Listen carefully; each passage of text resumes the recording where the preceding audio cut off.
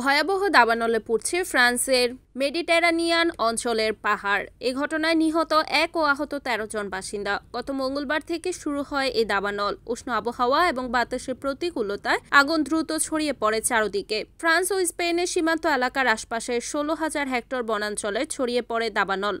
আগুন নেভাতে এখনও কাজ করছে 2100 উদ্ধারকর্মী। পানি ছিটানো হচ্ছে 90টি যুদ্ধবিমান দিয়ে। সেই সাথে কাজ করছে 40টি হেলিকপ্টার। উল্লেখ্য, দেশটিতে 80 বছরের মধ্যে এটিই সবচেয়ে ভয়াবহ দাবানল। অপরদিকে ভয়াবহতা বাড়ার কারণে আজ থেকে বাড়ানো হয় উড়োযান এবং ফায়ার সার্ভিস কর্মীর সংখ্যা। ফায়ার সার্ভিসের মুখপাত্র এই দাবানলকে নজিরবিহীন মাত্রা বলে বর্ণনা করেছেন। অন্তত 25টি বাড়ি পুড়ে গেছে এবং 2500-এর বেশি পরিবার বিদ্যুৎ বিচ্ছিন্ন হয়ে পড়েছে।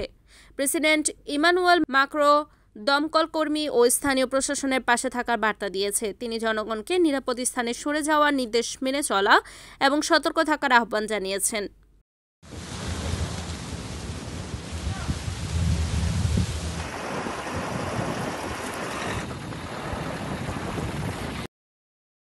Desk news, Kamruzzaman Kamrul, NN TV.